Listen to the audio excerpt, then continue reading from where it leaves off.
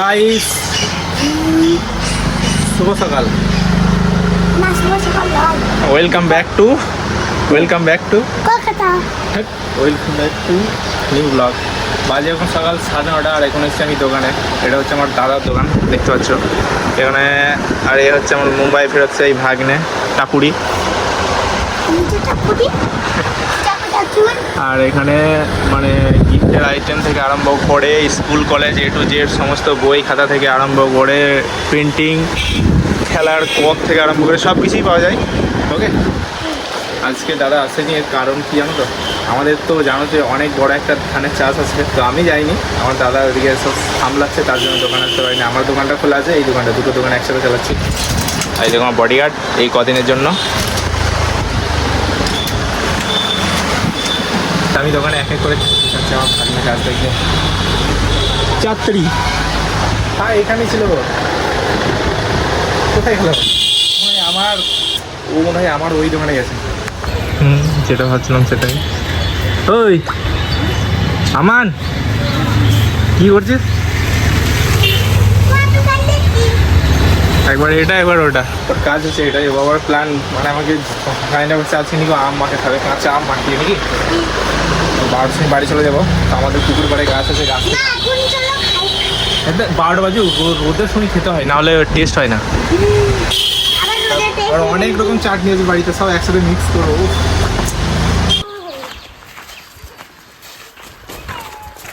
চলো খাইস, নতুন থেকে এখন বাড়ি চলে এসেছি। আর এখন আমরা যাবো হচ্ছে আম পাড়তে আমাদের পুকুর পাড়ে।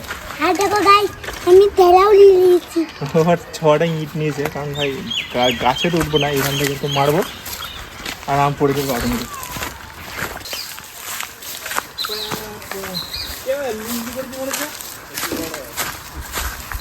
গাইস যখন পুকুর পাড়ে পৌঁছে গেছে, এটা হচ্ছে আমাদের আম আর দাদা দিচ্ছি দাদা।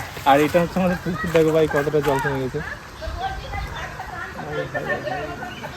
মাছ নাই ভাই, পুকুরে মাছ নাই, ওই জন্য মাছ ধরি না। গাছের উপরে একটা হনুমান ছিল, আমি আদৌ দেখি না, ঠিক আছে? আমি আম পাচ্ছি, জোরে মেরেছে আর ওখান থেকে ছুট। ওই দেখো গাছে, বাঁশ গাছে দিয়ে দেখি না, আমি শুধু আম পাচ্ছি।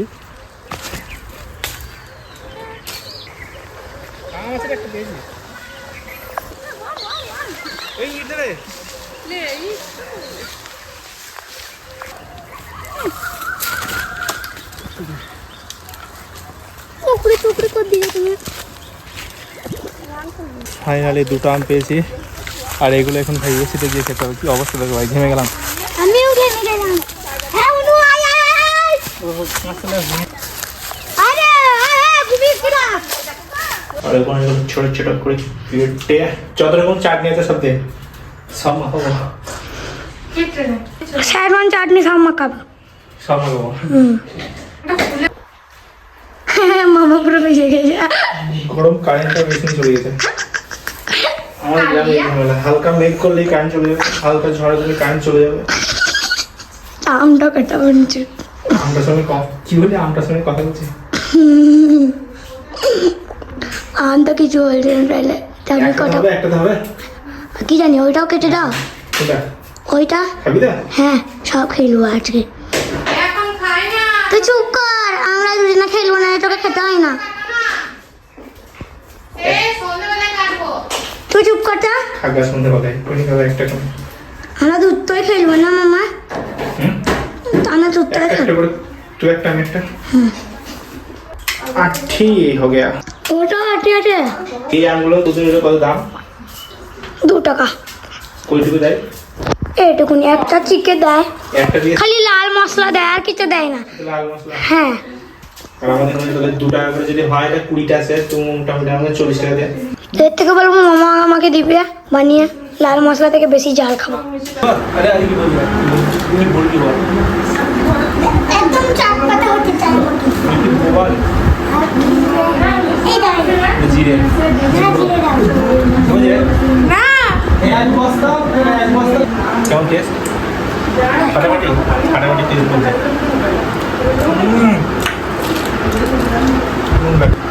মিষ্টি হবে, মিষ্টি আর কি দাও। বাজে হচ্ছে 1:35।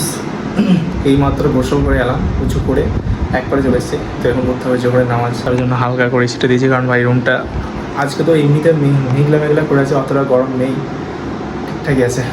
চলো এখন বাড়িতে নামাজ পড়তে, অনেকজন কমেন্ট করে দাও তুমি বাড়িতে কেন নামাজ পড়ো।